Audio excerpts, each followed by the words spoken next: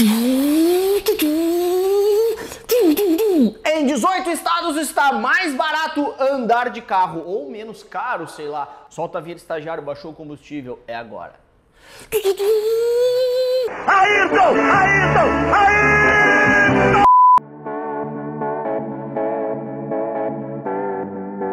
Salve, salve, rapaziada, sejam muito bem-vindos para mais um vídeo de toda quinta-feira por aqui. E o vídeo de hoje eu vou falar sobre a redução nos preços dos combustíveis. Ufa, ainda bem, porque, meu Deus do céu, ninguém aguentava combustíveis tão altos aqui no nosso país. Mas antes disso, eu não posso deixar de lembrar você de se inscrever nesse canal se você ainda não está inscrito.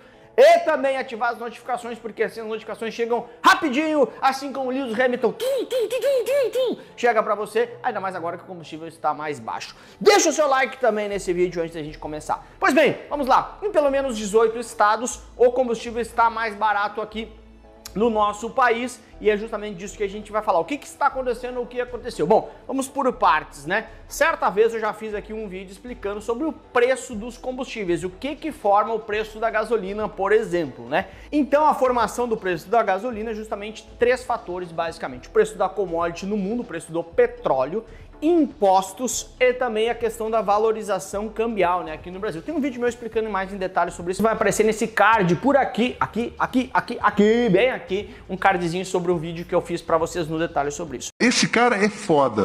Mas o que aconteceu nesse momento, então? Um desses fatores, né, ele foi alterado pelo governo federal. O que o governo federal fez? Falou assim, caramba, olha só, no que eu considero os serviços essenciais, que são esses quatro caras aqui, combustíveis, energia, telecomunicações e transporte, o governo federal falou o seguinte, olha só, estados, o ICMS, que é o imposto estadual, que influencia no preço desses caras aqui, desses quatro serviços essenciais, o ICMS, que é cada estado determina o seu próprio ICMS, o imposto estadual, como eu falei antes, o governo federal falou o seguinte, caramba, vou dar um canetaço aqui, o ICMS tem que ser de 17% a 18%, no máximo. Então falou assim, estados, vocês não podem cobrar mais que isso sobre esse imposto. Você pega, por exemplo, Rio Grande do Sul, que é o estado que eu fico aqui. Ele cobrava 25% de ICMS sobre o combustível. Passou para 15%, ou seja, o estado do Rio Grande do Sul, inclusive, reduziu abaixo daquilo que o governo federal permitia. Outros três estados, por exemplo, reduziram também, mas aí para 18%, né? Rio de Janeiro, São Paulo e Minas Gerais. Rio de Janeiro tinha 32%, Minas Gerais tinha 31%, São Paulo tinha 25%.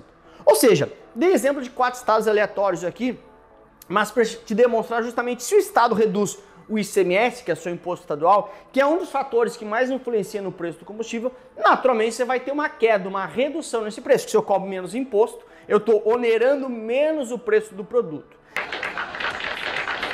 E para você entender como isso de fato impactou, o preço médio chegou a cair 26 centavos no país, o preço médio do país, chegando, segundo a Associação Nacional de Petróleo, em 7,12, tá? R$ 7,12 é o preço médio atualmente, segundo a ANP.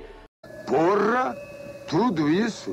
Estados tem estados com combustível mais barato, outros mais caros, mas isso é, como o próprio nome diz, uma média. Então, o governo federal deu esse canetaço. Os estados, né, alguns, que nem o Rio Grande do Sul, baixou até mais do que a banda permitida, mas a maioria foi na casa dos 18% realmente, trazendo uma redução no preço do combustível. Nossa, Lucas, continua muito caro. Lógico, por que continua muito caro? Porque a gente tem, principalmente, não só isso, mas principalmente um conflito, né, geopolítico, uma guerra acontecendo entre Rússia e Ucrânia.